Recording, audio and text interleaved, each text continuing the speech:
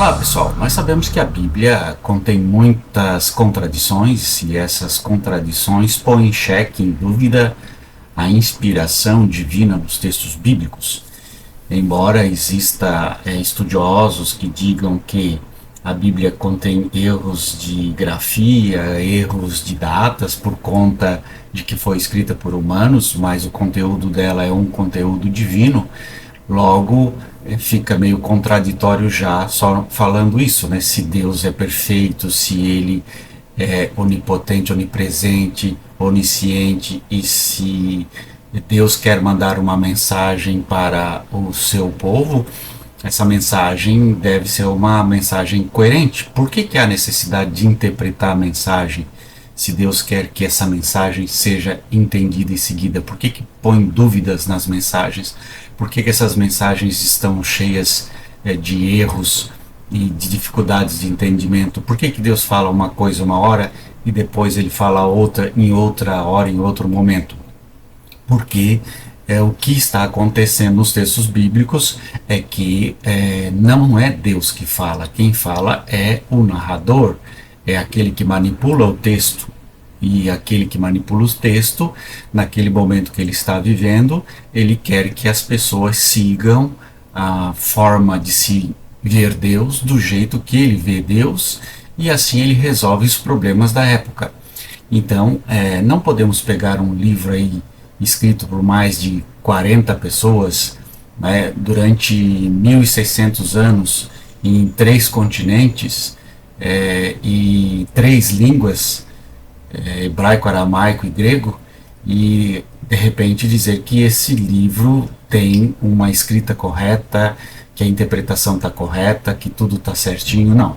Ali existe muitos erros, e ali existe muitas falhas, e ali existe muito humano. Então é o humano tentando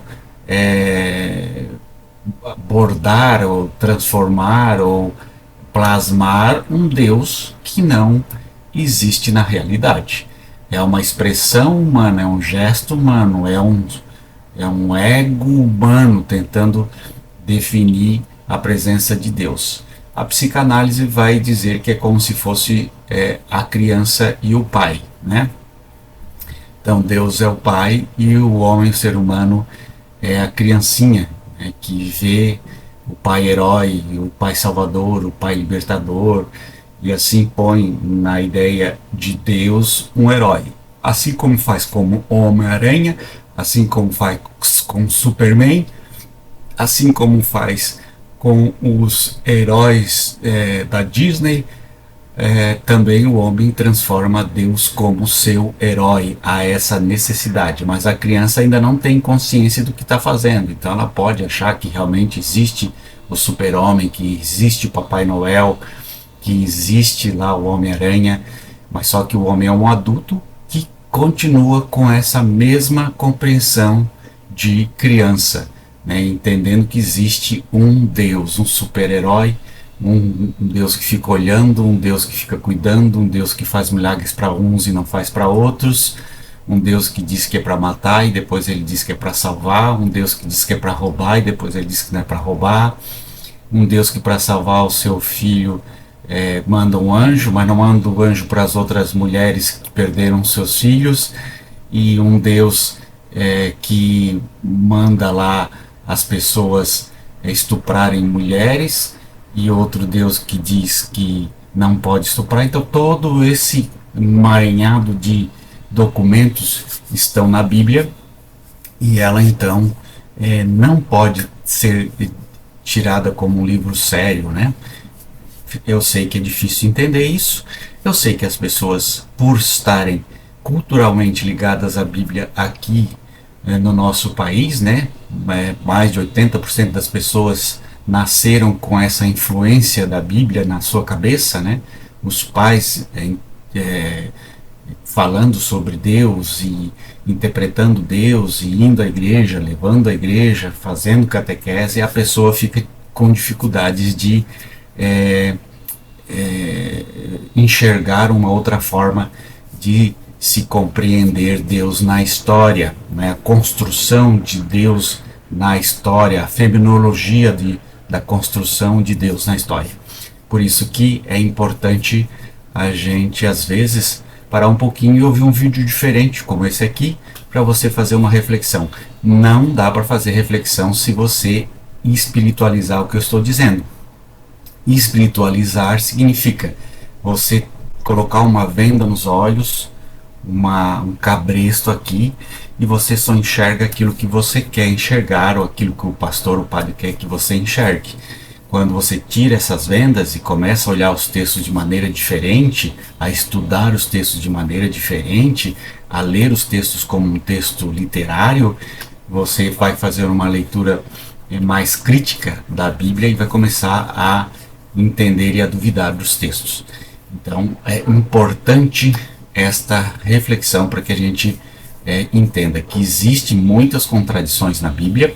Essas contradições, elas nos dão, de certa forma, a informação de que estes textos são humanos, escritos por humanos, fazendo aí uma metamorfose de um Deus, né, plasmando um Deus que sai da cabeça do homem, e que esse Deus é muito confuso, é bipolar, é um Deus que ama e odeia, é um Deus que quer vida e quer morte.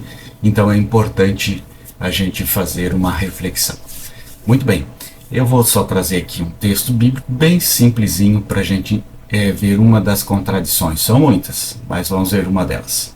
Então você vê aqui em Êxodo 20:15, não furte, né, um dos mandamentos, que é para não roubar, não furtar. Deus está dizendo isso em Êxodo 20:15.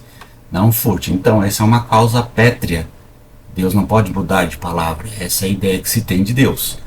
Senão não é Deus. Então Deus não muda de palavra. Deus, quando diz uma coisa, ele vai até o fim com aquilo que ele disse, porque o que ele diz é sempre verdade, nunca muda.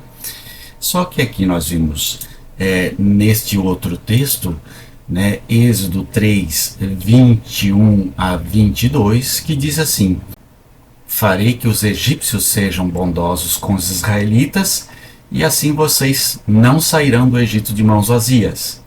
Toda mulher israelita pedirá de sua vizinha egípcia e das mulheres que as visitam artigos de ouro e prata e roupas caras, com as quais vestirão seus filhos e suas filhas. Deste modo vocês tomarão para si as riquezas dos egípcios. Então isso aqui se trata de um roubo, está muito claro, né? Deus diz aqui, vão fazer com que eles sejam bondosos e deem as suas riquezas. Pensa bem comigo. Quando é que você, uma pessoa rica, vai dar as suas riquezas para os outros e ficar sem nada e por bondade? Não existe esse tipo de bondade, meus irmãos. Não existe, né? E a última frase aqui do texto diz assim: deste modo vocês tomarão para si as riquezas dos egípcios. Então é como se deixasse alguém pobre para deixar alguém rico. Eu tiro tudo desse e dou tudo para esse. Eu faço esse aqui, dá tudo para esse outro grupo aqui. Então isso é um roubo, né? Então aqui Deus está mandando roubar os egípcios, né? Os israelitas roubarem os egípcios. Aqui é claro, a tradução ela é enfeitadinha para não dizer que Deus mandou roubar, mas na verdade o que o texto quer dizer, que você tem que compreender, que está ali escrito, que não tem como a gente modificar esse texto, deste modo vocês tomarão para si as riquezas dos egípcios. Tomar a riqueza do outro é roubar o outro.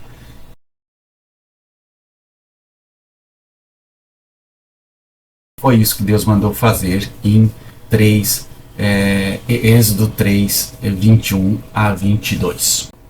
Mais uma contradição bem simples, né, e fundamental nos textos bíblicos. Êxodo 20:16. Não dê falso testemunho contra o seu próximo. Não mentir. Deus diz que é para não mentir contra a pessoa do próximo. Não mantenha nenhuma mentira, não seja mentiroso. Só que em Reis, 1 Reis 22:22, Deus diz assim: ele respondeu: sairei e serei um espírito mentiroso na boca de todos os profetas do rei. O Senhor disse: você conseguirá enganá-lo, vá e faça isso.